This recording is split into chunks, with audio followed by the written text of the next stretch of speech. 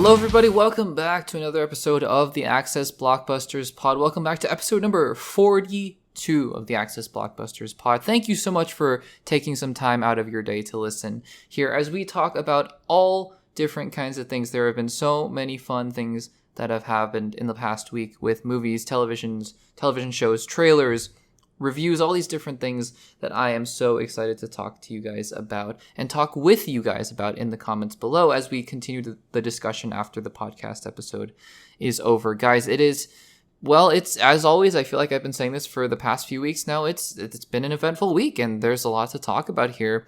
And I think that, we're in a really good spot. At least for me personally, I have 3 television shows that are going on right now that I am enjoying so much. And just, the kinds of news that's coming out right now, it's exciting in a lot of ways. The MCU is rolling. The DCU is starting to get on its roll as it starts to, build towards its first project coming out in December. So a lot of really exciting things going on. But before we get into any of it, if you haven't subscribed to the Access Blockbusters YouTube channel, if you're listening to the podcast on YouTube, make sure to subscribe to the Access Blockbusters YouTube channel. Give this video a like. Let me know in the comments down below how you were enjoying the podcast and what you think about any of the topics we discuss here today. And if you like to listen to an audio-only format, if you're on a run or if you're in the car, cooking dinner, doing the dishes, anything like that, if you'd like to listen to an audio-only format, it is available, it being the podcast is available on Spotify. So check out the link in the description down below. If you're listening on Spotify, make sure to rate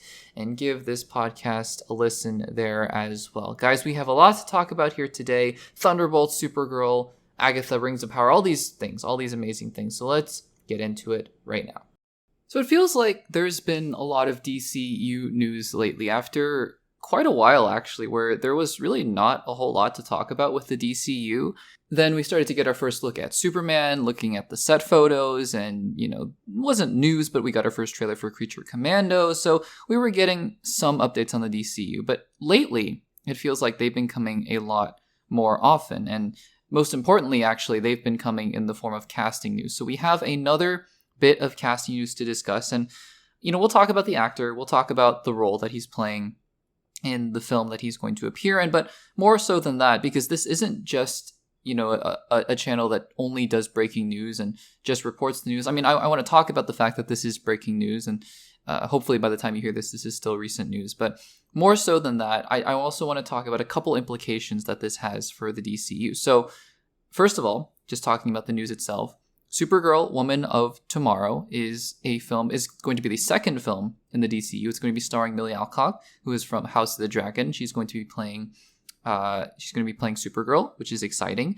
But we haven't really heard much else from that. We've heard about the directors and the writers, I believe, but we haven't really heard much else other than Millie Alcock is going to be playing Supergirl. So this is a big piece of news. We have the villain confirmed in Supergirl. It's going to be Krem of the Yellow Hills, and he's going to be played by Matthias. I'm going to mispronounce this name. I say this almost every episode. Schoenaerts. I am so sorry. I completely butchered that name. But I'm just going to call him Matthias. We have a casting for Supergirl. Matthias is playing Krem of the Yellow Hills. Now, if you are anything like me, A, you are not familiar at all with Matthias, and B, you are not familiar at all with Krem of the Yellow Hills, because I am pretty much unfamiliar with both. So just, if this were just a news reporting segment, that's it. That's the news. We have a casting, we have a villain, let's move on. But I think this is interesting in that there are 2 implications, right? There are 2 major implications, not major implications, but just interesting bits of news here that I wanted to discuss in terms of what this means for the DCU. So number 1, this means, I think, that the DCU is on a roll. And by on a roll, I mean it's gaining momentum, because all of a sudden, like I alluded to at the beginning of this segment, the DCU has been gaining momentum, just you can tell because of the amount of news that's coming out about it, right? So you have your Hal Jordan castings, and then all of a sudden you have details about probably the first big HBO Max show, Lanterns, right? That's coming out from the DCU. And I know Creature Commandos is coming out first, but I mean the first live action, really big DCU show that's coming out. So what this tells me is that we are now entering the phase, because I think the DCU will hopefully enter a point where everything is flowing at once. You have different projects in pre-production, some in post-production, some filming, just like the MCU, right? Agatha All Along is out, but then you have films in pre-production, and like Fantastic Four First Steps was a couple months ago. Now it's filming. Other films like Avengers Doomsday is in pre-production. So you have everything flowing at once. But because the DCU is brand new, we're sort of starting from ground zero, right? So this tells me that we are now starting to build momentum. Things are getting cast. I'm sure in a couple months that more things like Lanterns and Supergirl Woman of Tomorrow will be in pre-production and we'll be heading into filming, while Superman, I was going to say Superman Legacy, but Superman will be in post-production and will be entering the marketing campaign. And then pretty soon we'll have a better idea of other projects that are coming out. So I think this also solidifies, the release calendar. I think it's going to be Creature Commandos. It's probably going to be Superman followed by Peacemaker Season 2. And then we'll get, I think, probably Supergirl Woman of Tomorrow right around the same time as Lanterns, if not a little bit before, is my guess with that, because it seems like they're a little bit further along. And I think those are the first 5 or 6 projects from the DC, which is exciting. So that's the first takeaway, is that the DCU is gaining momentum. The second takeaway, though, that I have from this is that I think one key difference from the DCU and the MCU is going to be that the DCU is going to be a lot more faithful to their comic book inspirations. Now, I think this was something we could have already... We could tell just by the way that James Gunn is making his films and teasing them and whatnot. But I think that this is just further confirmation of that fact, that we are going to be getting, I think if we get a film that's based on a comic book title, I think that we should be well aware that while they're not going to just directly adapt anything, I don't think that that's true. I think that they will be taking specific inspirations from the comic books because, look, Supergirl Woman of Tomorrow was a very well-received comic book, and on the flip side, who has heard of Krem of the Yellow Hills other than people who have actually read Supergirl Woman of Tomorrow, right?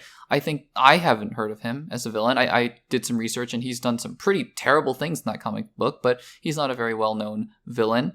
But I think that this is a sign, again, that, the DCU is going to be taking a lot more heavy, direct inspiration from the comic book. So I think that that'll be interesting because obviously you had Age of Ultron, nothing like Age of Ultron. Civil War, nothing like Civil War. Infinity War, nothing like Infinity War, except in the skeleton, right? What the general premise of those projects were.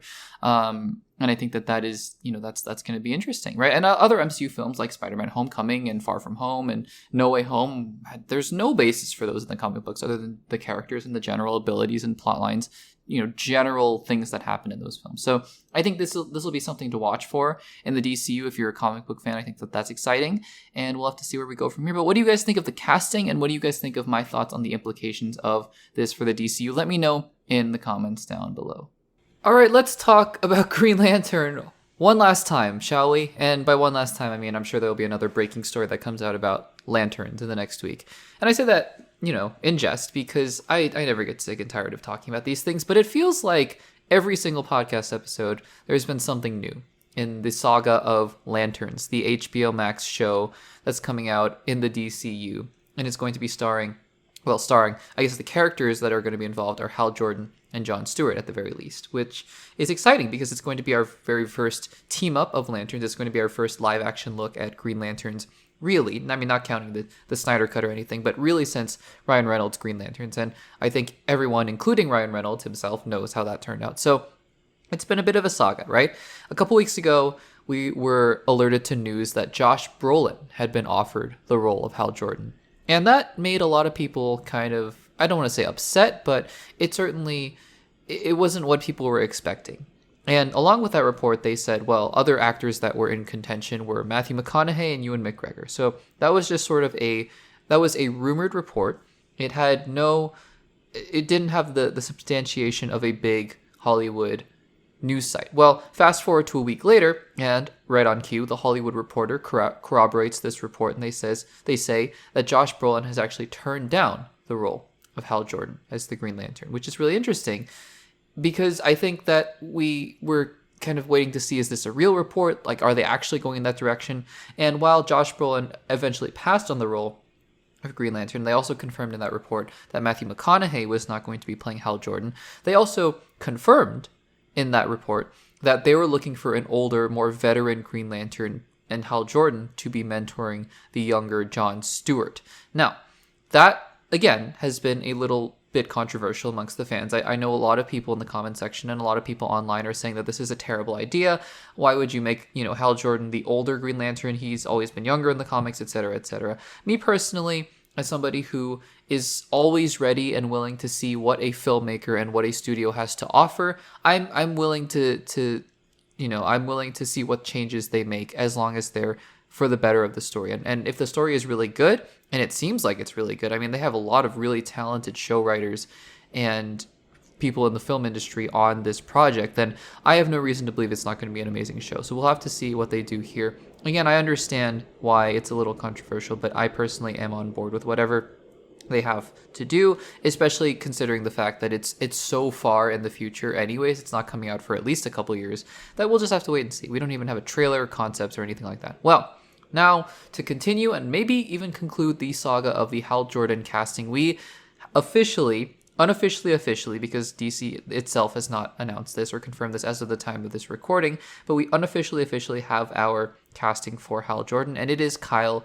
Chandler. Now, Kyle Chandler is perhaps not a household name such as a Matthew McConaughey, Ewan McGregor, or a Josh Brolin, but he is a very well-known actor in his own right. He was, most well-known for his role in Friday Night Lights, which is a show that I did not see myself personally, but I really haven't seen that much that Kyle Chandler has been. But the important thing to note here is that he fits the mold that they were looking for all along anyways. He's, I think, in his late 50s.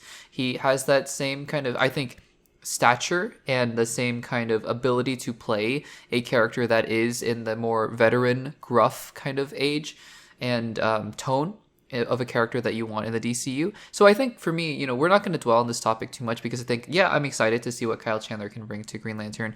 I also think that they're going to be really looking for a Jon Stewart that can anchor the DCU for a long time. So I think that even the Jon Stewart casting might be more important than the Hal Jordan casting. But for me, really, what I wanted to discuss here is just that this confirms that DC is moving ahead with their plans to have an older Hal Jordan. It seems like that is the kind of character they want to have in their story.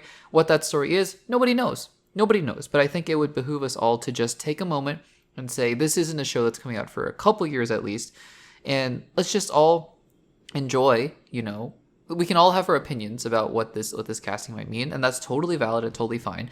But also just to leave our expectations at the door, and if the first trailer is amazing, and if the movie itself, if the show itself is amazing, then let's just enjoy what they have to offer. So we'll see. It's not going to come out for a long time, and that's not a discussion that we will be having for quite a bit of time. But it's still exciting to see that they are moving forward with Lantern. So this is more of a shorter segment, but just let me know in the comments down below, what do you think of Kyle Chandler playing Hal Jordan? The Josh Brolin saga is over. Enter Kyle Chandler. The Hal Jordan saga is perhaps over in terms of casting, and we will see where we go from here. Let me know in the comments down below. Now, I wanted to take some time to talk about a film that I am going to wager not a lot of you have seen. And I know that this podcast episode is coming out about a week after the film has been in theaters, and that's just due to the way that this recording schedule works, unfortunately, is that, I don't record the podcast until right before the release window for movies on the weekend. So usually by the time I have a chance to see all the new movies that are coming out, the podcast has to be recorded anyways by that point. So apologies, usually these reviews will be coming out a week after the films, but I hope that is still an encouragement for you to go see the film in its second or third weekend. This is a film that I had zero excitement for. I barely even knew it existed a couple months ago, and then I saw a trailer about a month ago, and I went, this doesn't look good at all. And that is Transformers 1. Now, to give you some context, and actually before I even give you any context, just to set up the way that this segment is going to work, this is going to be a non-spoiler/spoiler review. And the reason I do that is because usually for the projects that I know a lot of my core audience has watched, which includes, TV shows like Rings of Power, or Agatha All Along, or The Penguin, or movies like Deadpool and Wolverine, or maybe the upcoming Superman, for example. For films and shows that I know most of the core audience has watched, unless I can put out a review the day or even right before, the film or the show comes out, then I would be more than happy to do a non-spoiler review, right? But because most of the people that I know watch the channel, have already seen these projects, then I know it doesn't really make sense to do non-spoiler. It makes more sense to just enjoy the spoiler discussion and talk about all the different things that have gone on in those movies and show. However, like I said at the beginning of this segment, I wager a lot of you guys have probably not seen Transformers 1. So I wanted to take some time. The first half of this segment is going to be a non-spoiler review, and then we're going to dive into some spoilers. So yeah, this first part of the segment, I should say, don't have to worry about being spoiled. So Transformers 1. Just to give some context, like I was saying, I did not grow up with Transformers. Transformers was not a part of my life at all. And it may shock you to hear that I had not watched a single Transformers movie, technically. I have not seen a single Transformers movie that has the word Transformers in the title, I think, because the only movie that I'd ever seen with any kind of Transformer in it was Bumblebee. And look, that's because there was no inherent nostalgia for me with Transformers. It wasn't a property, like I said, that I grew up in and I loved, so that I had all the toys, so that when the first movies came out, and I was like, oh no, I have to see these movies. That's just simply not the case. And then I only heard bad things about these movies. I mean, from my friends who really did have that nostalgia for Transformers, they said good things. But for most everyone else, including people who were a little older than me and my friends at the time that these Transformers movies were coming out, I just heard nothing but bad things. And there was just nothing that appealing to me about them. So I never really watched the Transformers films. And they progressively, even as I have been more into movies and I've been doing podcasting and the YouTube channel, because I know a recent Transformers movie has come out, Rise of the Beasts, which, spoiler alert for that film, even though I haven't seen it, I've heard about this, that there's apparently going to be a G.I. Joe crossover with it. So there's still stuff going on. But again, it's just never been something that has appealed to me. And at this point, with 7 or 8 Transformers films, I just didn't find myself being compelled to watch any of the new ones. So there was that. And then this new animated film comes out called Transformers 1. And people say this is a film that is made for people who love Transformers, but also people who have never been introduced to the Transformers before. And so I thought that was interesting. But on top of that, and this is really what the clincher is for me, right? Everyone said this film was really good. And look, I mean, for the most part, you can convince me of anything, to watch pretty much anything. I say pretty much anything. I mean, I have my tastes and my likes and dislikes and things like genres. Like, even if a horror movie has 100% on Rotten Tomatoes, and all the critics are like, this is the bloodiest movie, that's just not something that's appealing to me per se. But like I said, in general, you can convince me to watch most anything if people are like, this is worth watching, especially a film or a show that I just hadn't heard much good about before. And now, people are saying this is actually really good. So I went and I watched Transformers 1. And I'm not going to bury the lead, guys. I really like this movie. And I say this, I want to bring my own perspective to this, because I know that plenty of people will be reviewing this film as big fans of Transformers, the franchise, the toys, the show, everything like that. I am somebody who has almost zero attachment to Transformers. I knew the basic gist, right? Optimus Prime, Autobots, Decepticons, Megatron, Cybertron, Unicron, I know the basic gist. And I saw Bumblebee when it came out in 2018, I believe, with Haley Steinfeld, John Cena. And it was cute. It was really cute. I don't really remember much from that film, if that tells you anything. It just wasn't super memorable, but I remember enjoying the film a lot. And the director, Travis Knight, was really good as well. So I remember really enjoying that movie. But it just didn't leave a lasting impression on me. This film, I think, will leave a pretty lasting impression on me. Now, is this the greatest film ever made? No, it is absolutely not the greatest film ever made. It is, though, quite enjoyable, has some really interesting themes, and a really nice story progression that once I realized what they were doing, and we're going to talk more about this in the spoiler discussion. And right now, for those of you who are listening to the segment, if you want to pause, or I'm going to say something, and if you want to pause and leave a comment down below, and come back to, because I'll reveal the answer in a little bit, but I'd love to hear what your guesses are. This movie really reminded me of another superhero comic book genre movie.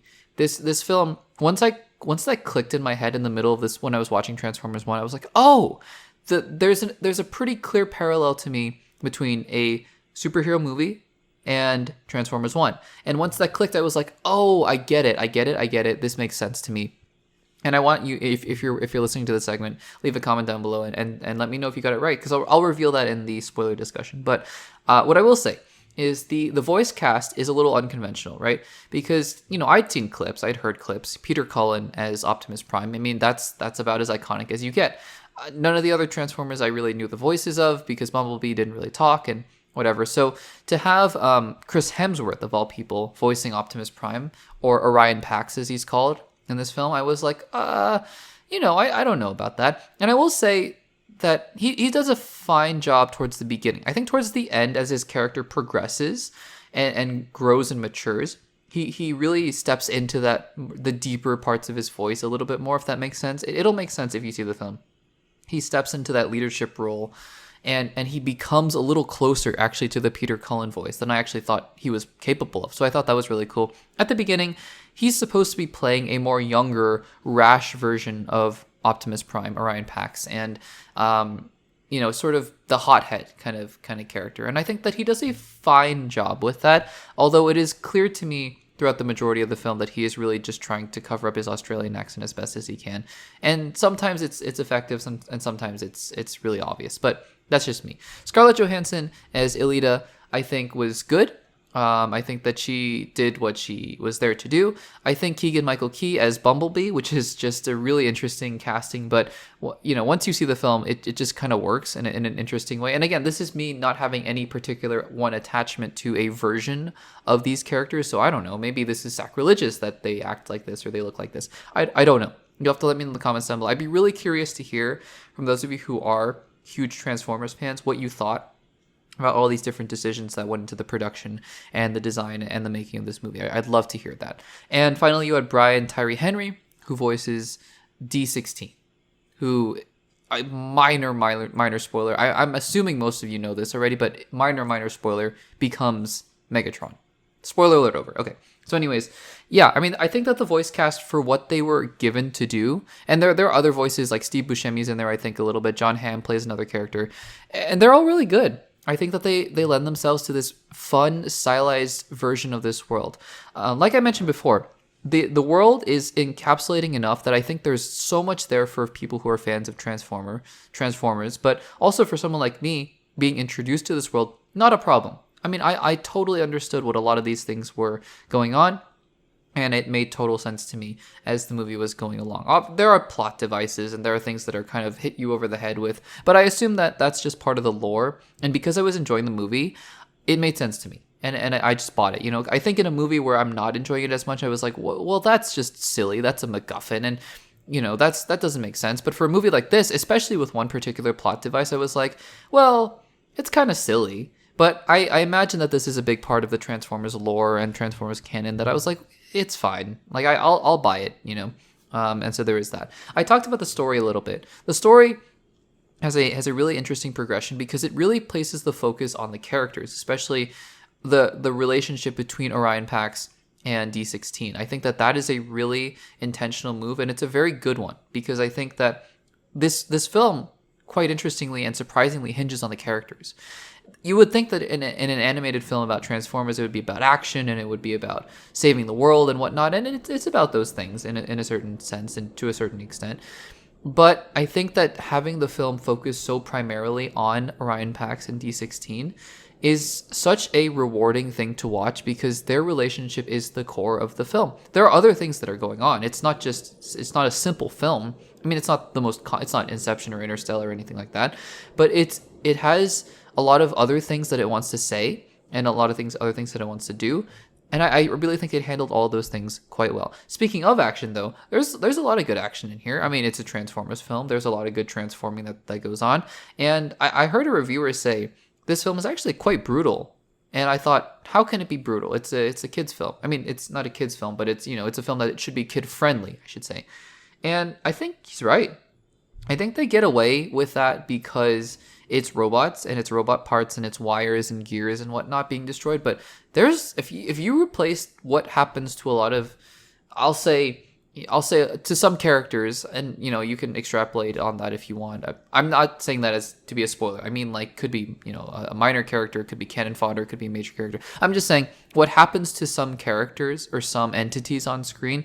If you replace that with humans, it would get an instant R rating. Like I think the only way they get away with that is with some quick, clever camera cuts and just the fact that they're robots. But yeah, I mean, the action is there, and it works pretty well, I will say, for the most part. So I was really pleasantly surprised by that. Overall, I think that the film has a really nice cadence to it. I think that the film knows what it needs to be, which is a film that has action and has heart, but also focuses in on the characters and understands the dynamic between these characters and what it wants to be. So I, as somebody who has, again, no attachment to Transformers before this film, I really found myself liking this film. This is also a film, by the way, that I think it's better as it goes on. There are films that are rarely like this, but at the beginning I was like, it's entertaining, it's fun, it's fine. About the halfway point I was like, it's pretty good. And by the end of it I was like, I'm on board. I'm really on board. And so much on board that, by the way, two post-credit scenes, so stick around for them. They're both pretty interesting. I would be very much excited for a Transformers 2? Transformers 1, 2? I have no idea what they're going to call it. But I would be so excited for another film in this franchise, for sure. So, with all that out of the way, we're now going to transition into the spoiler discussion section of this podcast episode, or of this segment, rather. So, if you have not seen Transformers 1, I would highly recommend it. Go check it out, and then come back and you can come and listen to some of these spoiler thoughts as we get into it here. So, let's get started. So, I knew going into the film that the relationship between Optimus Prime and Megatron was going to be central. And I knew that D16 was Megatron. I mean, I wasn't that much of a non-Transformers person. I also had just heard this from different reviews that this was going to be about Megatron and Optimus Prime. But I appreciated that they gave both characters really realized personalities in Chris Hemsworth and Brian Tyree Henry, especially towards the beginning, and that they flashed back to those scenes towards the end, as D16 transforms into Megatron. No pun intended, by the way. I think that worked so well in its favor that I cared about what was going on at the end because of their friendship, right? I think that having two charismatic actors play those roles instead of just having them start out as I am Optimus Prime and I am Megatron, I'm going to, destroy the world or whatever. I think that worked super well. That by the time they got to those places at the end of the film, you understood why. And that's the key, right? That's the key. You understood why these characters were doing what they did. Speaking of, I also, like I mentioned earlier, that I thought Chris Hemsworth really grew on me as the voice of Optimus Prime. And that's because at the beginning, I was like, this is certainly not, I don't know how he's going to pull off the, Autobots rollout. That's my terrible Optimus Prime impression. But I didn't know how he was going to pull it off. And I think towards the beginning, that's not what he was supposed to be doing, obviously. He was just supposed to be Chris Hemsworth, and doing a pretty okay, mediocre American accent. But as the film progressed, you realize what happens, right? As he gets the matrix of leadership or whatever, which again, for me as somebody who's not a Transformers fan, I was like, it's a little silly, the matrix of leadership is what Chris Hemsworth keeps saying over and over again. But as, like I said, as somebody who is also enjoying the film at the same time, I was like, well, I'll get on board. It's fine. It's just something that I'll learn to live with. So that was fine. But I mean, what I was saying was, as Chris Hemsworth transitions from Orion Pax to Optimus Prime, I was pleasantly surprised with how well his voice was able to transition into the Optimus Prime. It's not Peter Cullen, obviously, but by the end of the film, as he's giving the final monologue, I was like, oh, no, I'm on board with this. And also, again, it goes a long way now to where if I want to see a sequel to this film, I do want to see a sequel to this film. And if we do get to see the second iteration, that, if he's just being the stoic leader Optimus Prime, you know what's underneath. You know what built up to that is this really nice progression of a character. And I think that worked out really well. Other characters, I think Ilida, like I said, was fine. I don't really have much to say in the spoiler discussion. I think it was cool to see to see a Prime Transformer. Was it Arion or something like that? I totally forgot his name. But the guy who was telling the stories, I think Lawrence Fishburne voices him. He was pretty cool. I think Sentinel Prime was okay. I think the Quintessons were quite creepy, and I think they'll definitely be a bigger part of the second film if there is one. It doesn't look like there will be one. or I hope there will be one, but the box office is not good for this film, which is, really disappointing. But the Quintessons were pretty scary. I think Sentinel Prime was a good villain for this film, but again, once he's dead, you kind of realize it was a vehicle for Megatron to, for D16 to turn into Megatron, which I think worked out really well. So, like I mentioned earlier, too, as we kind of wrap up some spoilery thoughts, let me just, before I get to the movie, because I want to talk about that comic book movie that I think this film parallels really well. But before we get there, I just want to think if there's anything else to talk about in the spoiler discussion. I think that, having the Autobots and Decepticons set up at the end is really cool, because then it's leading nicely into what could be a lot of different conflicts moving forward into this Transformers universe, and I think that that's really cool. Works out really well. And I think Keegan-Michael Key as Bumblebee was really funny. I think the joke that he made at the end about I get to work for the government was probably the funniest thing he said. I don't know why, it just got me. It was really funny.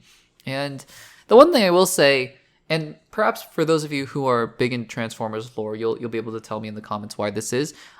They're living on an entirely different planet that's not Earth, and yet they still transform into Earth-like vehicles. Like Optimus Prime is still that semi-truck, the truck loader, which I thought was just because they were on Earth, but perhaps this is me not having seen 6 or 7 Transformers films in the past to not know this.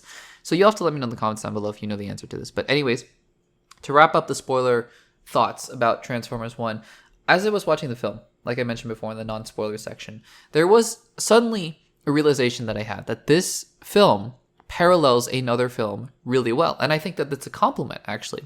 And once I put 2 and 2 together, I just couldn't unsee it. But again, I don't think it's a bad thing at all. And so I'd be curious, like I said, this is your last chance. If you put a guess in the comments, or if you wanted to guess, let me know, because I'd love to hear what you guys were thinking, or if you guys had a similar thought. But to me, this film really reminded me of X-Men First Class. And I think once I saw those parallels, it was just so hard to unsee, because these are 2 characters, right? You have Optimus Prime sort of mirroring Charles Xavier, and then you have Megatron mirroring Magneto.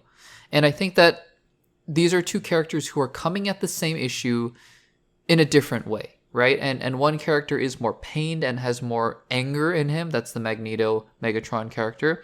And then you have one that doesn't always do the right thing. I think, we see in X-Men First Class and throughout the X-Men films that Charles can be a very flawed character. But he ultimately, I think he has that leadership quality and that penchant for goodness that makes him who he is, Charles Xavier. And you get to see the progression, so that, once the film starts, I mean, for those of us who watched X-Men First Class, having seen the first 3 X-Men films, you knew where this was going to end up. You knew that they were going to be enemies at the end of the film. And similarly, I knew that Megatron and Optimus Prime were going to be enemies by the end of this film. And it just wasn't about the end result, though. It was about what led to these characters doing what they did, and how they got there, and how they came to their differing philosophies. And I think that was a really cool thing to see in a film like this, just like it was in a film like X-Men First Class, which, by the way, is not my favorite of all the X-Men films.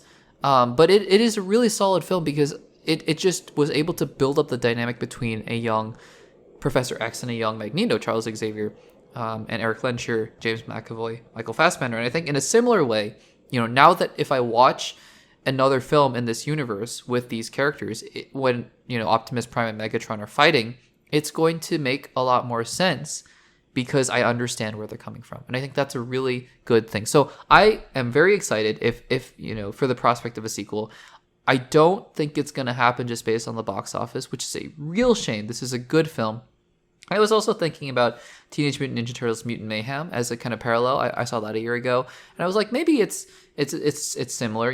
Before coming into this film, I thought maybe it'd be just kind of a similar thing. I enjoyed Mutant Mayhem. I didn't think it was the best movie ever made. I thought it was just entertaining. I think this film is better than that film. I think that this has a lot more depth and humanity to it. Not that that film wasn't good. I just thought this film had a lot of really high qualities to it that I enjoyed quite a bit. So that is the end of my thoughts on Transformers 1. Let me know in the comment down below. Have you seen the film? If you're here still listening, you probably have at this point. But most importantly, what did you think about Transformers 1? Would you be excited for a sequel? Let me know in the comments down below. So Agatha all along, if you haven't seen my thoughts on episodes 1 and 2, surprised me. because Agatha All Along was in that bucket of shows where I just went, why are we greenlighting this show? What's the point? And look, in fairness to me and to many other people who had a similar thought, because again, if you enjoyed Echo, I'm about to talk about Echo. If you really enjoyed Echo, that's amazing. I liked Echo enough. I didn't think Echo was a disaster. I think that Echo was totally fine. But it was in that bucket of why did we have to greenlight this show when we could have dedicated resources to just combining all the resources into making it a really awesome Agatha show or a really awesome Echo show or, I don't know, a Scarlet Witch movie or something like that. I just, because it felt like part of the mandate of Disney to say, we're going to just keep making Disney Plus shows. Agatha All Along felt like one of those shows to me. That being said, even if that was the case, because I'm not saying that that isn't the case, it's still very possible that Jack Schaefer, the showrunner of Agatha All Along and one of the head writers of WandaVision, could come out and make an amazing show. And I'm not saying that the first 2 episodes of Agatha All Along are amazing, in my personal opinion. And if you think so, let me know in the comments down below. I totally respect that, and I love that about, if you love Agatha All Along that much. I think that's amazing. I really wish I did. I really, though, got a lot of enjoyment out of episodes 1 and 2. I think that episode 1 especially was capturing a lot of the magic of WandaVision, no pun intended. And episode 2, while not as strong as episode 1 in my opinion, was really, it showed, I think, what the show could carry itself on, which is Catherine Hahn's charisma and Joe Locke's performance as well, and maybe the Witch's Road, as we were hinted at the end of episode 2. Now, if you watched my segment last week, though, you'll know I had one primary concern moving forward with the show, and that is this. So we've watched 2 episodes. I guess before watching episode 3, we had watched 2 episodes of Agatha All Along, and there were 7 left, right? And the premise of the show, from everything we had heard, is that they need to go through a series of trials on the Witch's Road to get to the ultimate end, which is, I guess, regaining magic or whatever it is. So basically, the Witch's Road is a series of tests and trials that you need to go through to get to where you want to go, which is getting your magic back or whatever it might mean for different people on the Witch's Road. My concern with that premise was that every episode was just going to be, oh, look, there's another thing that went wrong, and then here we go again, and then, you start walking on the road, oh, look, another thing went wrong, here we go again, until you finally get there on episode 9. So, did episode 3 quell my fears about that premise? So, if you haven't seen Agatha All Along episode 3, this is going to be a full spoiler discussion. I would recommend saving this video and coming back later, saving this segment of the podcast, saving the podcast if you haven't seen Agatha All Along episode 3, because we are going to be talking about it in full spoilery detail. That is your final warning. Let's talk about episode 3 of Agatha All Along. So, what I'm going to say up front, and we're going to talk about why, we're going to talk about what happened throughout the episode, but what I'm going to say up front is that I'm not going to say I did a 180 on the premise of the show, but this episode went a long way in actually convincing me that this premise might just be more viable than I thought. I'm not 100% sold, but as we talk about this more, I think you'll see that I was really beginning to change here. So let's get started. I took notes as usual, and we'll kind of go through some of the specifics that I found interesting, some things I liked, some things I didn't like, and we'll give some overall thoughts at the very end. So first thing, we start right away on the Witch's Road, and that's where we left off in episode 2, and I do quite like the aesthetic. Again, one thing that we had known from set photos and set videos is that the Witch's Road was pretty much completely practical, and I think that it shows. It's really nice. It has a very tactile quality to it, which I think is really a good thing, because a lot of the MCU is filmed on green screens and whatnot. So I think that this is a really good thing. Now, right at the beginning, one of the things, or the thing, like I mentioned, that I was worried about was the premise. Right? Is this just going to be a series of tests and then we eventually get where we need to go? And my fears were not assuaged when one of the characters said something like, "There is one trial for every skill," and I went, "Oh boy." So we have a bunch of witches, and it's being even a little more obvious than I thought. Of every witch has a trial, and then they face their fears or whatever, and then we get over it and we move on. So again, was just a little bit, not even a little bit, very concerned about what was going on there. We continue down the Witch's Road a little bit. They're all trying to get their bearings, and then Teen. This is really interesting. A lot of really interesting things happen with Teen in this episode.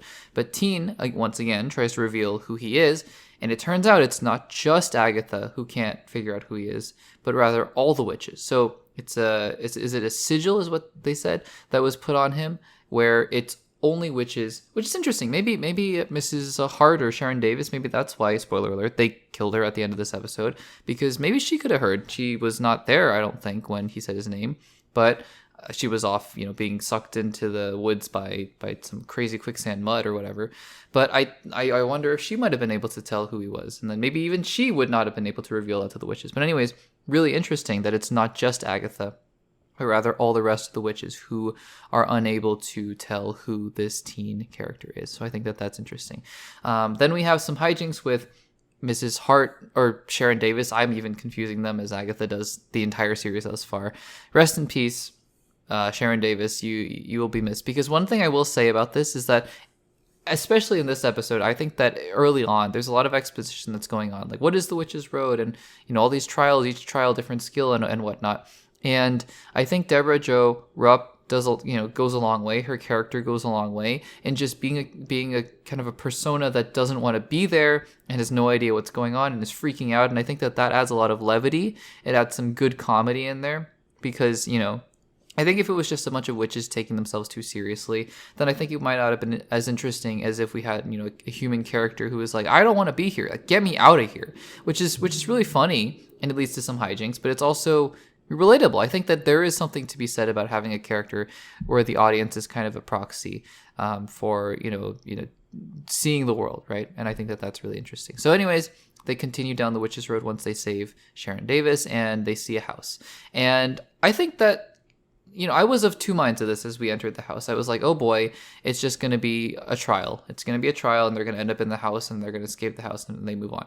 That is what happens, but I will explain, how my thoughts were changed about this premise as we went on the episode. But there's the house, and, I like the aesthetic. I think that it still felt a little bit TV-ish, but I don't think, as I was watching the episode, I don't think that's a bad thing, because I think it felt a little TV-ish on purpose. I think that this is a television show. It's, I think Jack Schaefer intentionally created this to be like a television show, and so I don't think that's a bad thing. I also like how at the beginning it's sort of a Disney kind of aesthetic, everything's cheery and everything's happy, and you're going through the house and everything's fine. And I was like, okay, that's interesting. That's kind of fun. Now, I think the showrunner, Jack Schaefer, and the writers knew exactly what they were doing with this, as we get into huge juxtapositions later on in the episode. But we will talk about the more terrifying parts of the show in just a little bit. So then Jennifer Kale, I think, has a conversation with Teen, and we learn a little bit more. We get a little bit more lore. Look, I'm not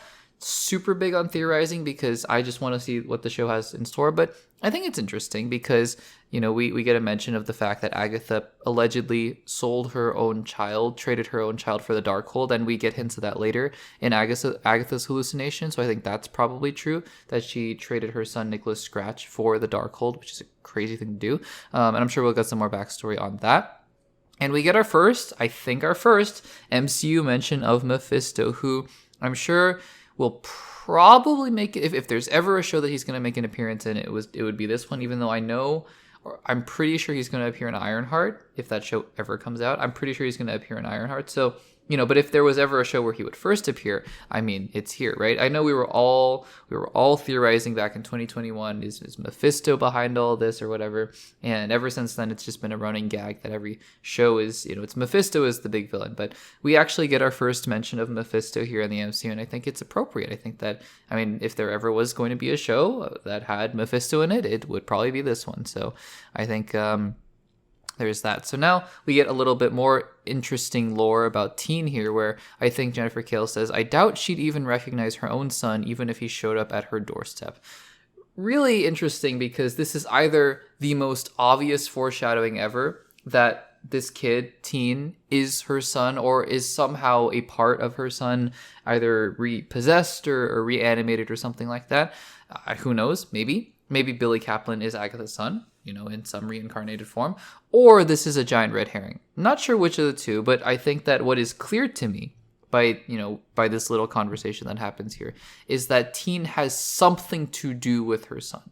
What that is, I don't know, but I think it's very abundantly clear that whoever Teen is, it had some relation to Nicholas Scratch or some relation to her son in the lore. What that is, I'm sure we'll find out later on as well. Then we get this scene where they find this wine. There's a riddle. It's kind of cute, whatever. And then they're drinking wine.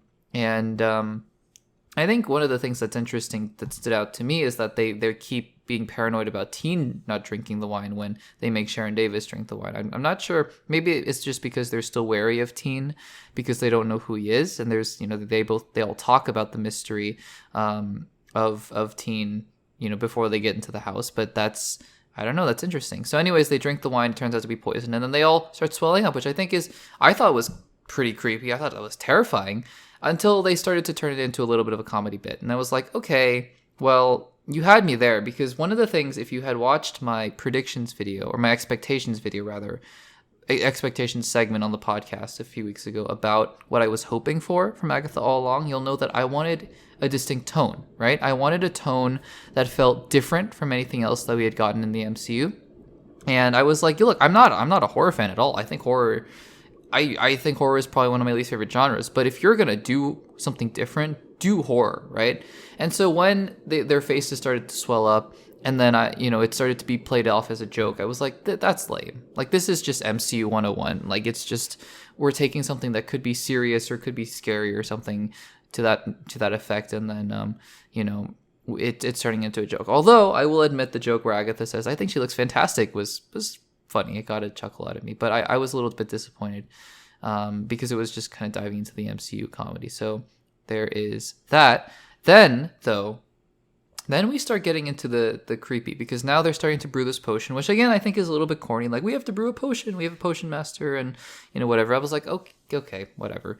But then we start to get into the serious here, because then Mrs. Davis starts hallucinating about Wanda.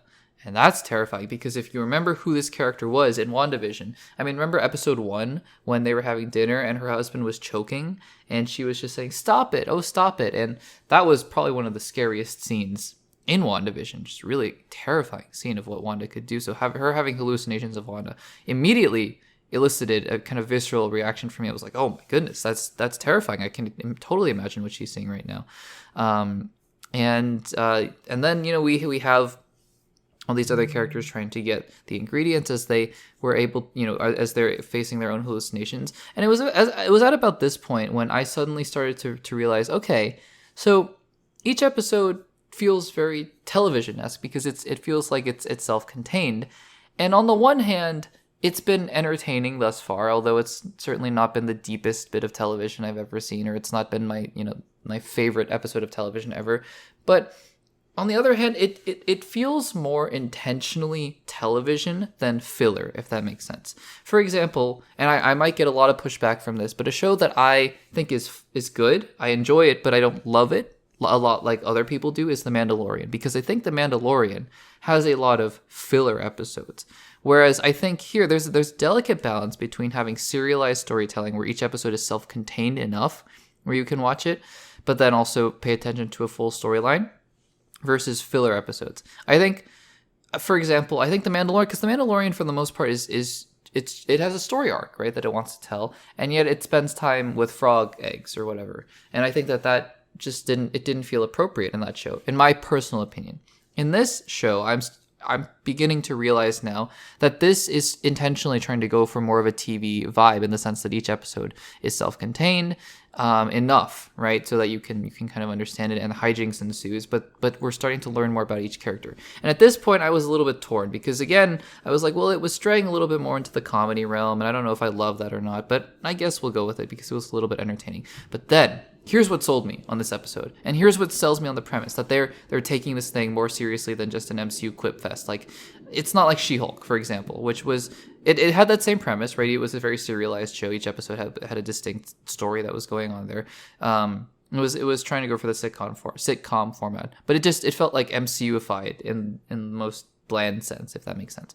But this show, Agatha proved to me in episode 3 that it knows that it can be something much more different, I'm not going to say better, but I'm going to say darker, different, and going for a different genre, because it's leaning into the horror. The second that those people started to show up it's classic horror tropes for sure. It's not like anything we haven't seen in even a horror trailer, because I'll admit I haven't seen many horror movies, but in horror trailers, I mean, you see the girl standing in front of the door and the guy trying to drown one of the witches, and it was just I legitimately was sitting in my chair, and again, I'm someone who doesn't like horror, so the fact that I was being like, nope, this is nope, and I was just kind of not, I wasn't looking away, but I was like, oh my gosh, this is really scary. This is legitimately really scary.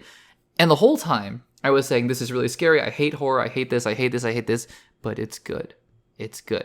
Because the reaction that it was getting out of me was something that I had not experienced before in an MCU show. And all of a sudden, I did a full 180. Not a full 180, like I said, but maybe a 100-degree turn on this premise. Because if each episode can be somewhat self-contained, but can be different, can be entertaining, can have the horror, and can bring something different to the MCU, then is this going to be my favorite MCU show of all time? Is this going to be in the top 10, top 15? No, absolutely not. But is it going to be well worth a watch, and it's going to be something that brings something of value to the MCU? Absolutely, it is. So as the horror continued to progress and as things began to unfold, I really completely switched my mind, changed my mind on the premise. Now we can go back on this next week, and next week's episode could be just so boring and so bland and just total filler as another trial happens. It's totally possible, right? And that's sort of the danger of serialized television, is that each episode could just be so different and varying in quality just based on the storyline that they write up, because I think this episode happened to be entertaining enough where it worked, but who knows what'll happen next week. But this episode, I think what I was saying earlier about the house being so idyllic, right, and so perfect, is that it was such a juxtaposition to what happens later when the house starts to devolve into this madness, into this chaos. And I think it worked incredibly well. Also at the end, I like how, by the way, Agatha's trauma and hallucinations are coming out a little bit later than everyone else, because she lied about drinking the wine and she drank it later, and now everything's kind of happening in staggered format. That just attention to detail that works really well. She has some real trauma with her son. Whether or not Teen is her son or not, I don't know. But there's going to be a lot more that's explored there, and I'm sure we'll get a sort of WandaVision episode 8 kind of flashback scene where we see exactly what's going on here. But yeah, I think by the time they get out of the, which by the way, for what I was saying, even though I enjoyed the episode as a whole, and I think that it did a lot of really interesting and new things for the MCU, which I liked a lot. I did think it was a bit corny when they all had, one by one, they all had to come down out of that slide, and it looked kind of fake and cheap, and they were all screaming, and they panned on every single character. That wasn't great. But then the episode ends on a note that I, again, wasn't expecting at all, and Sharon Davis dies. And while it ends on a joke, right, where Agatha, which this joke was set up, by the way, this joke has been set up for the whole series, so it wasn't like one of those MCU quips that they were just trying to quip for the sake of quipping. It was a joke that had payoff, and I thought it was amusing, for sure, definitely funny.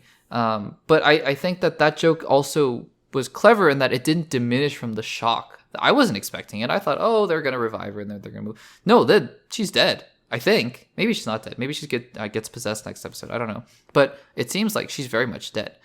Sharon Davis. And I think that's definitely something new. I think that this show is willing to take some risks here. And look, did all of it pay off? No, I think some of the scenes in the house were pretty corny and pretty lame, honestly. But overall, I saw the vision here. No pun intended, I didn't actually see vision here. But I saw the vision, the juxtaposition between the idyllic house and the bickering and sort of, oh, this is fine, just solve some riddles while Agatha is trying to scheme. And then all of a sudden it just turns into your worst nightmare.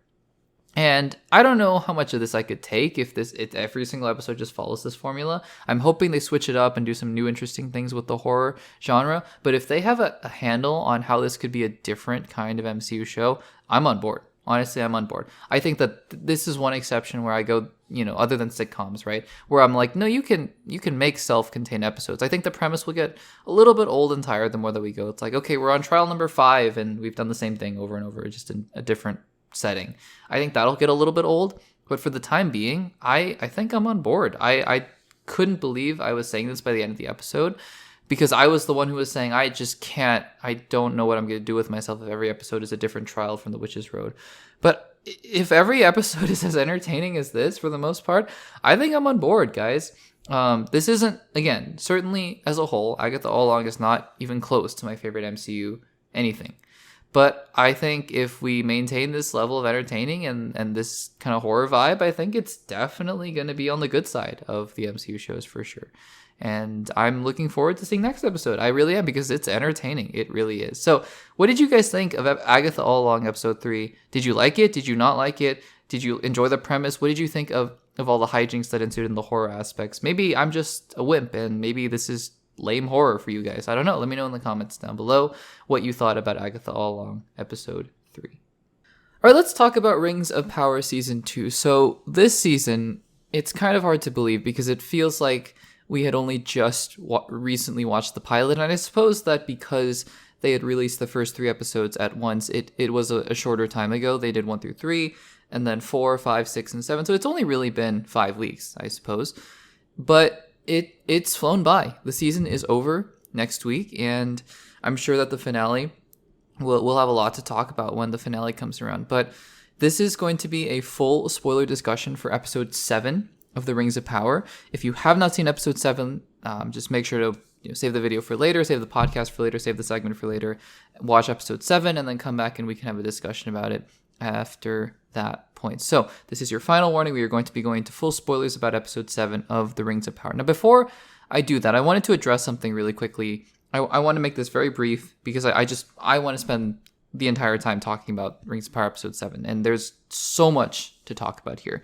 But before I do that, I've noticed in the past few weeks that there has been a lot of discussion in the comment section with these Rings of Power segments, and that's totally great because one of the main reasons I do this is to have discussions with you guys in the comments down below.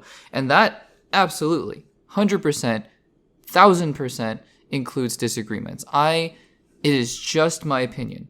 I am not here to tell you should like or dislike anything. I am here to tell you why I personally like or I personally dislike certain things, certain episodes, certain movies, certain shows. And then I'd love to talk about it with you guys in the comments. And if you guys disagree, I'd love to hear it, so long as you are, explaining why and letting me know, oh, it's because, I'm a big Tolkien fan and this didn't land for me, etc., etc. A couple things to remember, though, always when we talk about these kinds of shows is that it's all about fun and it's all about enjoyment. And not to say that you have to like every single thing you watch or every single thing you read or every single, art is not like that. We are all different people coming from different backgrounds. And so we are not all going to like the same things. That's totally fine. But this channel is built on positivity and generally, good, hearty discussion and respect, right? That's what this channel is built on. So please, I welcome your disagreements, and you guys should welcome each other's disagreements in the comments down below. But the second it starts turning into negativity and insults and berating and belittling and things of that nature, that's when I draw the line. So it hasn't happened a lot, but I've just been noticing because, a lot of people who comment on the videos don't seem to like the series. That's totally fine. There's nothing wrong with that. And there have just been a couple comments here and there that have, I think, veered a little bit too far into the direction of where I don't want this community to be. So I just want to be clear. It's not that I don't want disagreement. Again, just tell me your honest thoughts and tell other people your honest thoughts about the show, but do it in such a way that is obviously respectful and respectful of other people's thoughts and opinions that are different from yours. And they're, we're all coming from different places and we're all sharing our different thoughts. So I don't want to go on too much longer because I just want to talk about this episode, and I've been enjoying talking about these episodes thus far, and I just want to make sure that this community is a safe space to talk about that. So if you enjoyed the episode, comment down below. If you didn't enjoy the episode, comment down below. I'd also just really quickly before we move on want to say that if you're not enjoying the show, and if you're hating the show, honestly, it kind of baffles me to see so many people hating this show and continuing to watch it. I understand, a couple people have explained their reasonings for me, why they're continuing to watch the show even though they dislike it. That's totally fine. Totally fine. I just think for the vast majority of people who, continue to just complain about the show and to the extent that this is the worst thing I've ever seen and et cetera, there is nothing, absolutely nothing binding you and gluing you to the TV screen or the, whatever computer screen or wherever you're watching the Rings of Power. At this point, it's been 7 episodes. That's 7 hours of your life, And I would just encourage that if there are things you would enjoy watching more, even rewatching something you would enjoy more, I would hope that you could find enjoyment in things, because I think that's what it's all about. Life is about finding enjoyment in art. A big part of it is, at least, especially for people like us in this community, and I'd hope that would be the case for you. So that is my spiel. I'm going to stop talking about all that stuff now, and I hope that we can just enjoy this discussion in the comments below as we talk about this episode. But Rings of Power Episode 7, spoiler discussion.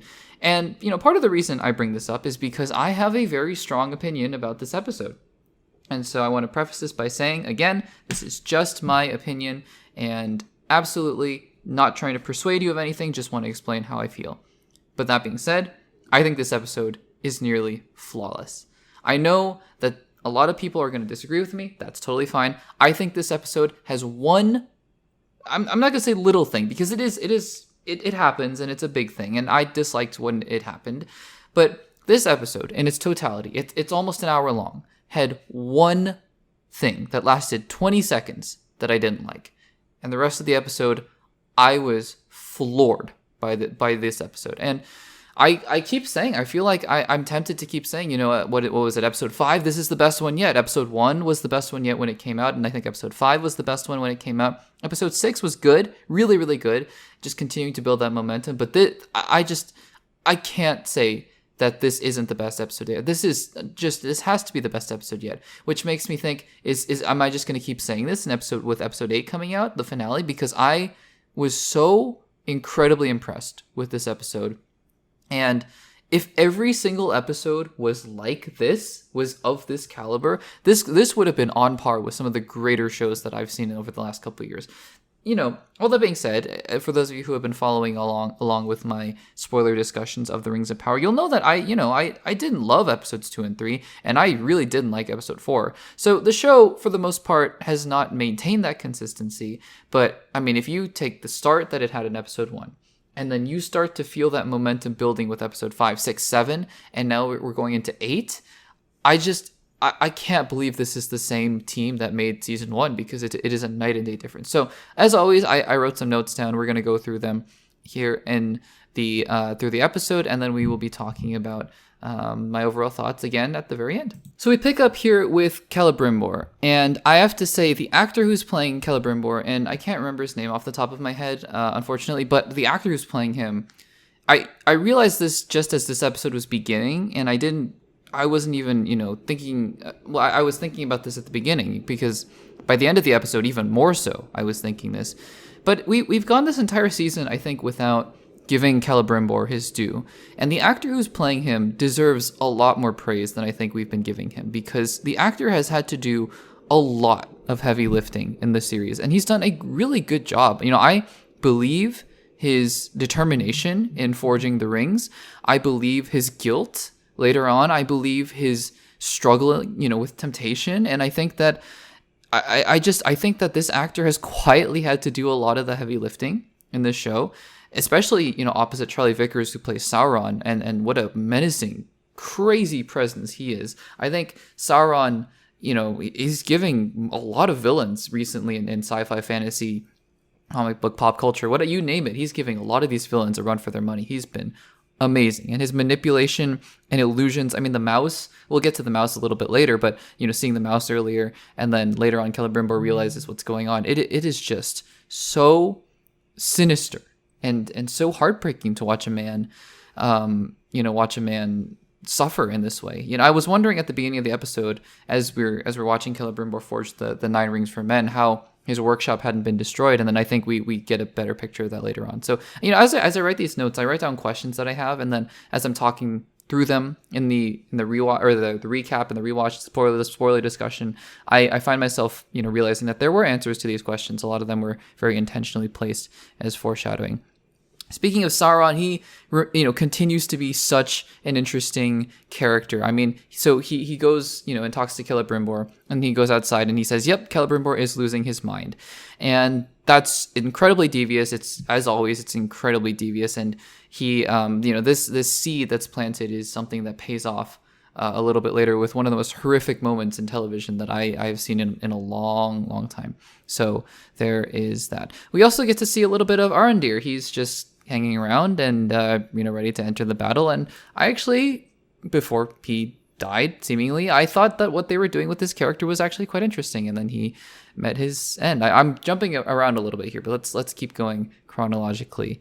One of the great things that we did get to see in this episode is Elrond and Durin. One of the things that I enjoyed a lot about episode 1, season 1 of the Rings of Power, was the dynamic between Elrond and Durin. And I know that a lot of people didn't like season 1. I was one of them. I thought that it was pretty boring and it was pretty bland, but I think the dynamic between Elrond and Durin was one of those things that I enjoyed the most. It was wonderful to see those two characters together, and I didn't think I'd be this excited to see them together again, but there they were, and it was great. And how heartbreaking was it, especially after seeing what happens at the end of this episode with Elrond calling after Durin. How heartbreaking was that to see? So again, a lot of really good pieces of foreshadowing here, I suppose.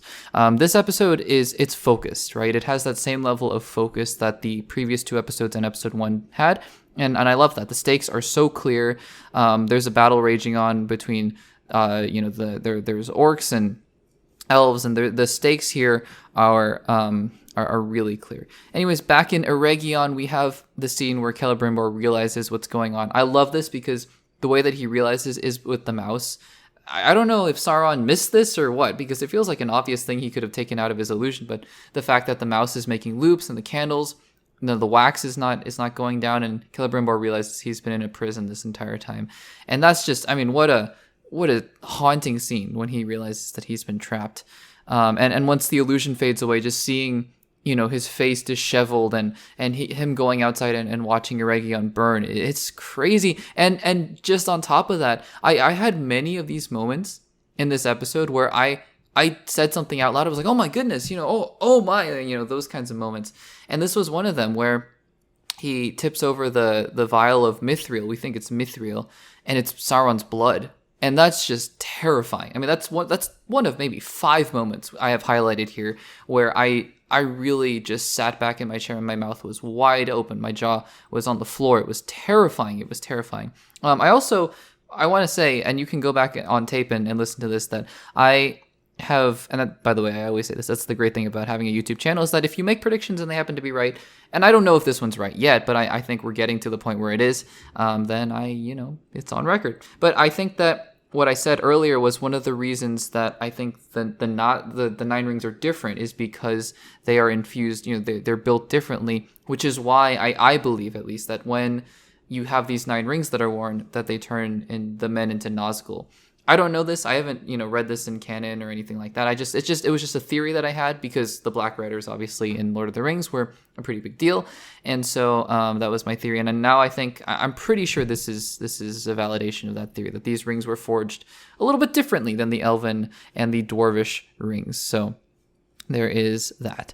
To add insult to injury, meanwhile, Mirandia, who is the female elf who has taken a liking to Sauron, to her own detriment, unfortunately, later on. But she has been so deceived that when Celebrimbor, finally escapes, that she just doesn't believe him. She thinks he's crazy. And that is the deception of Sauron. That is incredibly, incredibly, incredibly deceiving and devious. And then the second of many just, oh my goodness, moments is when she dies, Sauron flicks her off the tower and basically makes it look like Celebrimbor did it. And it's just, I was so shocked in that moment. I couldn't believe what had just happened. It was, what a crazy moment to have that. And I think the show, I don't know, I respect it for having the guts to do something like that, where it's just constantly keeping you on your toes. Because look, there are scenes later on where Elrond's life is in danger or Galadriel's life is in danger, and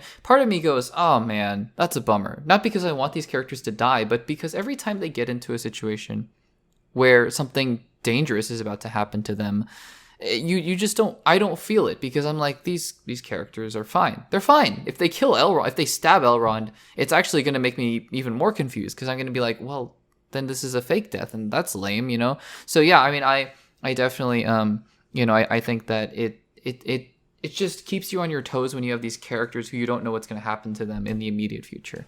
Elrond enters the scene, speaking of Elrond, and it's not quite for Frodo, in Return of the King, but it's pretty cool to see him riding up there. And another really slick move here. This was another not jaw-dropping moment per se, but this was a moment where I really applauded the show because it wasn't what I was expecting. They brought out the cage where Galadriel was, and all of a sudden Elrond's army stops, and instead of a huge battle playing out, which, we did get a huge battle later on in the episode, so it's not like we just didn't get anything at all.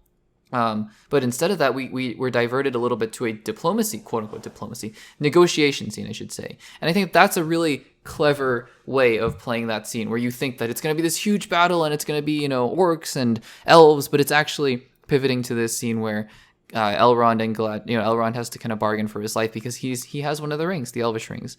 And look, I mean, Adar, I think Adar has a point, right? His point is that Eregion has fallen under the hands of Sauron already, and so, why protect the city? But then you get the other hand, on the other hand, the point that Elrond is making that, no, this is an Elvish city and we need to protect it. And so I think that both points of view here, surprisingly enough, are actually quite interesting to hear that. So yeah, it's a sad scene, because a lot of things are on the line here. He says, Galadriel's life for the One Ring.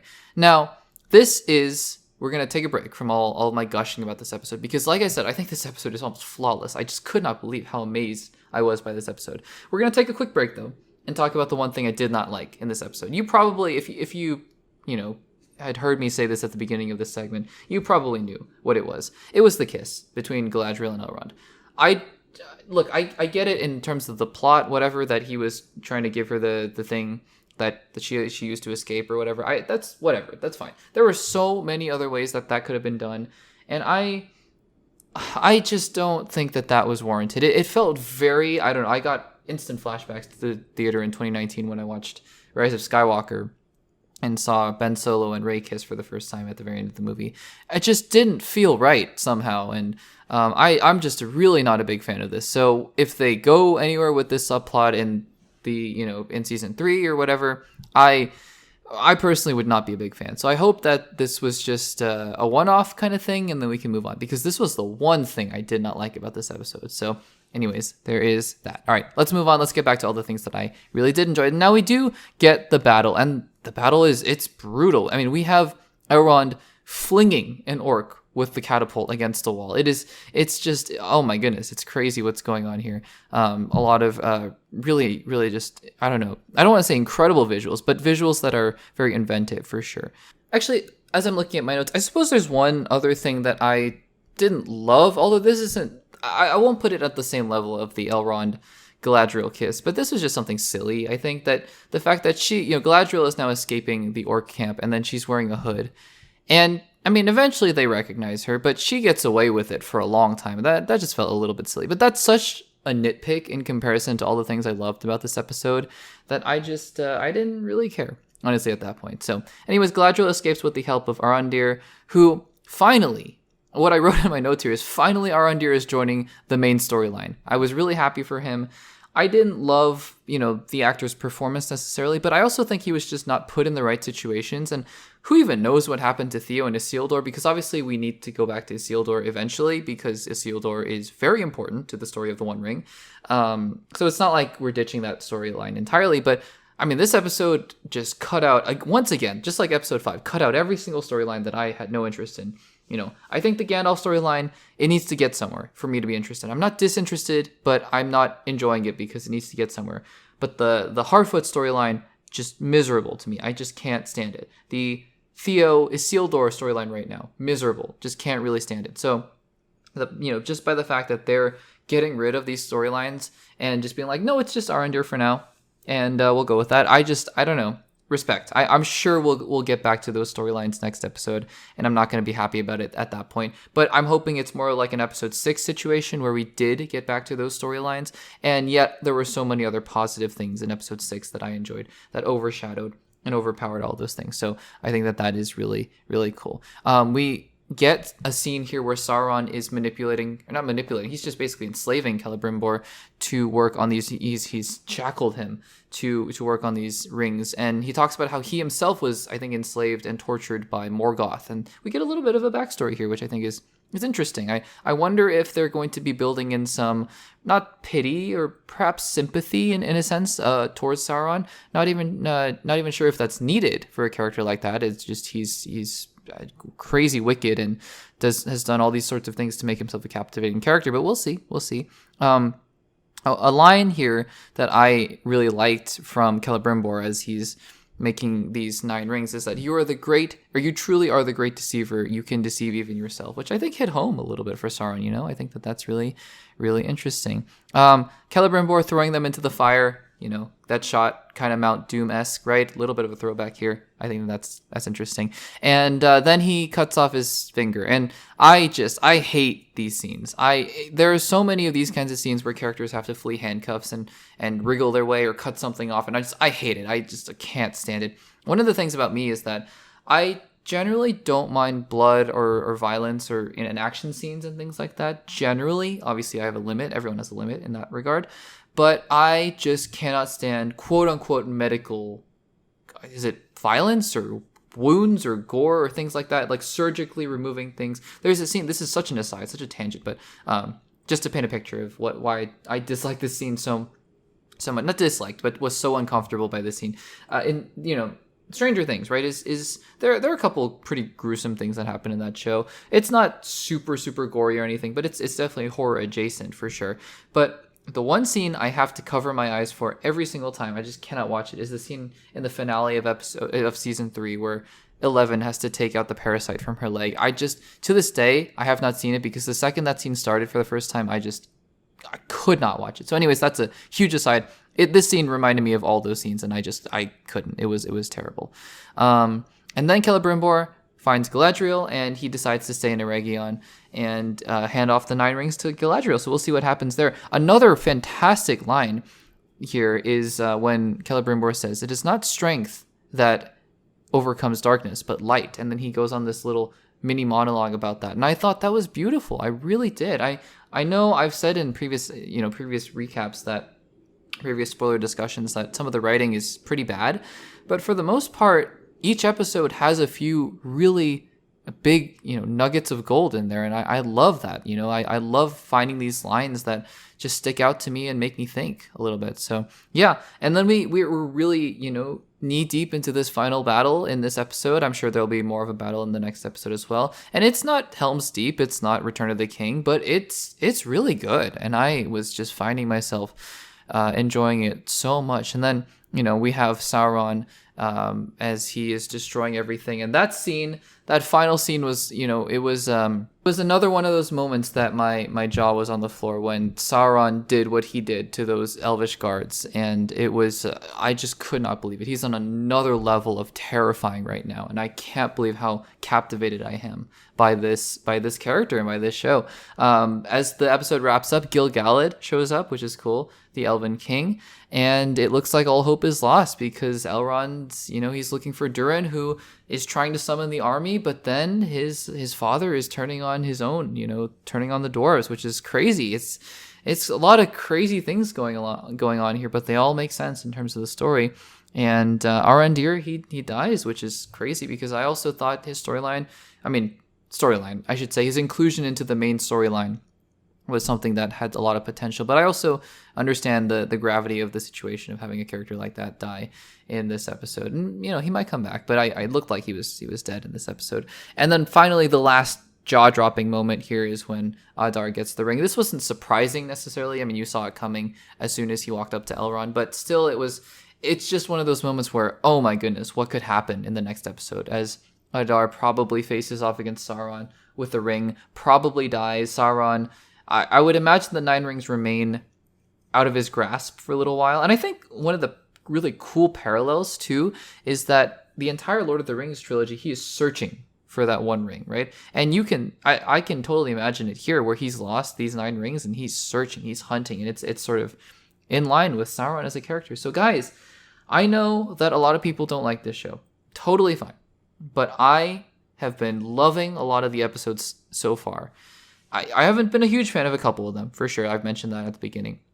This episode was on another level. It's this episode 5, and I can't believe I'm saying this, but episode 1 is my third favorite out of the 7 episodes so far, because this episode, and then pretty close behind it, but still distinctly number 2, episode 5.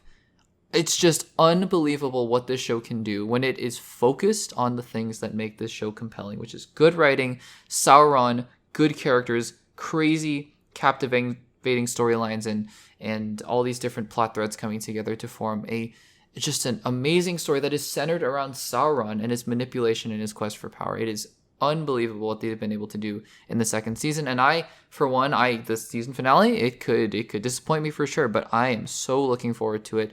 And if it's on par with even an episode 6, for example, which was, I thought, a really, really good episode with just some things here and there that I didn't really like, I think that I'll have to say this season is, I wouldn't call it amazing. I wouldn't call it even super great, but I would call it quite good season of television, just because of the inconsistencies in the beginning of the season. But guys, what did you think about episode 7, season 2 of The Rings of Power? I know that a lot of you guys have been saying you guys don't like the show. Totally fine, but let me know in the comments down below. Let's make sure to keep the discussion respectful, and let's keep the discussion respectful in the comments down below.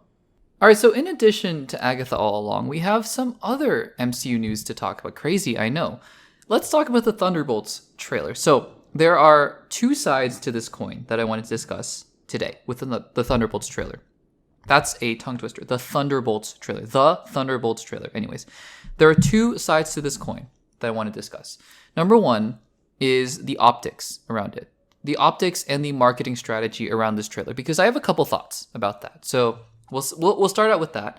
But then number 2, just all of that aside, my thoughts on the trailer itself. And, I have a theory, or not a theory, I just have a prediction to make. And we'll get to that as the segment kind of wraps up here. But let's start out with the optics and the marketing.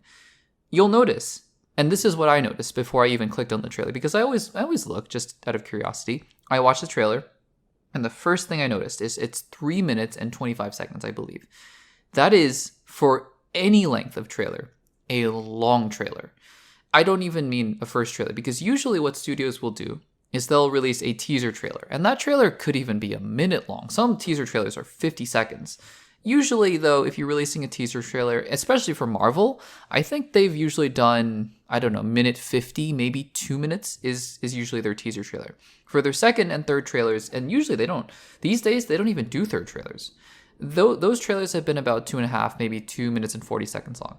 Not even 3 minutes. I don't remember the last time Marvel released a 3-minute trailer. You'll have to let me know in the comments down below, because I can't remember the last time Marvel released a 3-minute trailer. So that, on its own, was really interesting to me.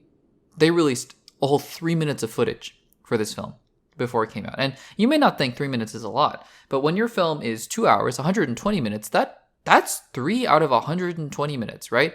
Again, doesn't seem like a lot, but it is a chunk, especially because these scenes are being stitched together out of order, so that you're getting a lot of snippets from different parts of the film. And I think that that's interesting as well. So 3.5 minutes long trailer. Number 2, I know they released a trailer during D23. I know they've been showing trailers in Comic-Con and stuff like that. And I know that these trailers have pretty much leaked online. So it's not like we haven't seen or heard about this before. But let's not kid ourselves. It's late September. This film doesn't come out for 8 months, 7 months, if we're being, more realistic. 7 months. This film doesn't come out until May 2025. Even for a first trailer, a teaser trailer, it is early. I think usually Marvel wouldn't have released a teaser trailer until maybe 6 months before, 5 months before, and it is over 7 months before this film comes out. So that, to me, is very interesting, and it worries me a little bit, because I don't know what the thinking was behind this, to be quite honest, because are you going to release 2 more trailers? Because you kind of have to, right? I mean, unless you just want all the momentum of this trailer to die, by the time it gets to Christmas, then I guess you're going to have to release another trailer by that point, right? And then what? You're going to release even more footage because you've already released 3.5 minutes of footage from the film. So I just think it's a weird strategy. I'm not sure what prompted this, what preempted this, but it's just a very odd strategy to me to release this much footage this early into the process. But, all that aside, because again, I still think, and what I worry about, honestly, is just that by the time we get to Thunderbolt, they're just going to release like 8 or 10 minutes of footage for the film. And it's just going to be way too much, like 10 unique minutes of footage. And I think that's a little bit worrying to me, because I'm usually somebody who watches only the main trailers and then that's it. But even now, I'm worried that I'm going to be having to watch 10 minutes of trailer footage. But all that aside, let's talk about the trailer itself. And I really do think this film could be the best MCU film in 2025. Not only do I think this could be the best MCU film of 2025, I think this could be one of the best MCU films released in a long time. I'm not going to say ever. I was going to say ever. I don't think ever. I think, though, what this film has going for it is something that I'll admit it is very kind of Suicide Squad-ish, very Suicide Squad-esque of, where it fits in the DCU and the MCU, respectively. But I think that this brings to the MCU, at least, because what the MCU is able to do now, that the Suicide Squad, frankly, just wasn't able to do because of when it was released. And I'm talking about both films, honestly. Suicide Squad and The Suicide Squad. The MCU has been established. And these characters have been established in previous films before. And so these are all characters that are coming back. And I think that that's important, because it's not like we're introducing 10 new characters into, these films. And that's fine, by the way. I really enjoy The Suicide Squad, the second film, the James Gunn film. Really good. He introduces a ton of new characters. But I think that there is something to be said about this Thunderbolts film in the placement of the MCU, where we are going to see a destabilized Avengers world. I think that we're going to get some answers about who or where or what the Avengers could look like, and I think that's immediately going to be destabilized in Thunderbolts. And I think that that's going to be a super interesting setup as we get into Fantastic Four and the threat of Doctor Doom approaching, and who the Avengers could possibly be in Avengers Doomsday. So I think that that's really good. On top of that, you have top-notch talent. All the actors, when asked about what your favorite part of this, working on this film was, if you saw the Comic-Con clips from Comic-Con 2024, they all said it was working with Florence Pugh. I think Florence Pugh is such a treasure to have in the MCU. And not saying you should just, work her to death and have her be in every single thing, but you should, take advantage of the fact that she is, working in the Marvel Cinematic Universe system, and she is awesome. I think that having her as the lead, perfect move. She is the lead. She is, I know it's an ensemble film. I get it. She's the leader. She has to be the leader. And so I think it's fantastic you have Florence Pugh. On top of that, characters like Bucky, who everyone seems to really like. I think Bucky's cool. Bucky's fine. But, I think it's a really good thing to have an established MCU presence. Bucky's been around since 2011, right? This is 2025 when the film's coming out. So that's a good thing. David Harbour looks like he's bringing the comedic chops here. I thought that the opening bit with the DoorDash was amusing, was cute. I thought that the banter between him and John Walker in the little sting at the end in the car was really cute, was fun. And so I think that he's going to bring a humor, but also he brought a lot of emotion too in Black Widow. In limited time he was allowed to show the emotion that he could. I thought that he brought an emotion, and I think that if they're going to really draw on the fact that he and Yelena, father or daughter, adopted or not, I think that that's going to work really well as well. So I'm excited about that. Especially, again, those two characters were probably the best parts of Black Widow. I thought that they were amazing. So can't wait to see David Harbour. I think taking forgotten characters like Taskmaster and Ghost, who, I'm not going to lie, I think Ghost's costume is fine as an upgrade to her previous costume. I think Taskmaster should have just kept her original costume. I think that this new one is weird. I'm not sure what it is about it, but I think that should have just kept the original costume. Anyways, that's neither here nor there. Costumes never make or break a film. I think, but taking quote-unquote forgotten characters from the MCU and putting them in this film is really cool. On top of the fact that you have Sentry, right? I don't know what's going on with him. I just love the tone of this trailer, that and the tagline of the film, which is, again, I know Suicide Squad came first or whatever, in terms of the films at least, but the tagline of this film being what Julia Louis-Dreyfus says: people think that there are good guys and bad guys, but the truth is there are only bad guys and then there are worse guys. And I think that is such an interesting thing to explore with MCU characters. I can't wait for the film. I think that this film has the potential to explore complexities in superheroing and supervillaining that haven't been allowed to be explored before, and I think that that's a really exciting thing. On top of that, the action looks really good.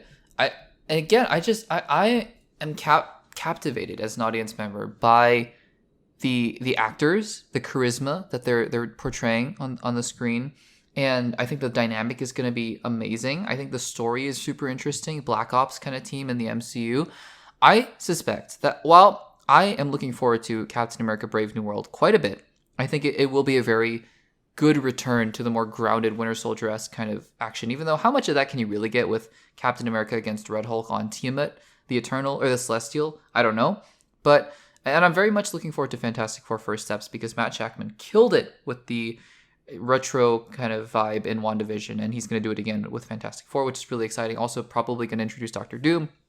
Fantastic Four obviously being a very pivotal part of the MCU and their plan. So really excited. But Thunderbolts, I just have this feeling. I just have the feeling that by the time we end 2025, and I don't know, maybe Blade comes out in 2025 and we're all saying, oh, Blade is actually the best MCU film that came out that year. I don't know. I would love it if that were the case, by the way. It would mean that it would mean either that Blade was really good or all the other projects were really bad. So let's just hope that if that's the case, that Blade is really good. But I doubt Blade is coming out. But if I just have this feeling that we're going to come out of 2025 saying Thunderbolts was the best MCU film that came out that year. Obviously, I have nothing really to back that off of other than a gut feeling, but I thought a similar thing about Thor Ragnarok. I thought that film looked special in a very intangible kind of way. I thought WandaVision had that same vibe, and I ended up being right about those, at least for me personally, right? Because you might disagree. That's totally fine. I think that Thunderbolts has such an interesting new dynamic that it's going to bring to the MCU. I think Julia Louis-Dreyfus, I think she's fine. I never really liked or disliked her in her roles in the post-credit scene for Black Widow or for Falcon and the Winter Soldier or Black Panther Wakanda Forever. Never really cared or minded her that much. But again, I think that this film is going to touch on a lot of different things that we have been looking for a long time now in the MCU.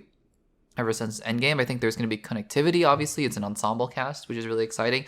And I think that there's going to be a lot of plot threads that are going to be tied up and raised here in this film. Also, Sentry. I think having a character like Sentry is going to be super interesting. The Bob character, for those of you who didn't know, he's going to be Sentry. And I won't tell you everything there is to know about Sentry here, but look it up. He's an insanely powerful character who has such an interesting and weird backstory. Like weird in a just a fascinating way. The Void, I believe it's called. Anyways, it's something worth looking up. But again, I was, all the marketing and I wouldn't have released this trailer now kind of vibes aside, because I would have released this trailer in March, or maybe not March, but like January or February with Captain America Brave New World. But I'm sure they'll release another trailer around Brave New World time. I think that this trailer looked awesome. I'm so excited for this film. I think it is probably my most anticipated MCU film next year, although Captain America Brave New World looks really good and I'm excited. I'm excited for all these films, but like I said, I think Thunderbolts has the potential to be a very special film. So let me know in the comments down below, what did you think about the first full trailer for Thunderbolts? Was it exciting? Was it disappointing? Did it get you, and just hyped up for this Thunderbolts team? Or were you more disappointed and thought this looked like a knockoff of Suicide Squad? Let me know in the comments down below. And guys, that'll do it for Access Blockbusters Pod episode number 42. Thank you guys so much for joining us. Seriously, it is always a joy every single week to be able to talk about these things with you guys. I appreciate it so very much. I just love to hear the discussion and to be able to just share in the joy about these different things. I know these episodes have been a lot longer. That's why I release them in clips later on, so that if you are, there are time codes in the description, but I understand that if you don't want to, kind of sift through in an hour and a half of a video, that's totally fine. But I appreciate all you guys who are still here and listening anyway. So thank you guys so much for listening. If you haven't subscribed to the Access Blockbusters YouTube channel, make sure to do so. Leave a comment down below with any thoughts on any of these topics. And if you're listening on Spotify, make sure to leave a rating. And if you want to listen on Spotify, go check it out. Link in the description down below. That'll do it for Access Blockbusters Pod episode number 42. Thank you guys so much for listening, and I will see you guys in the next one.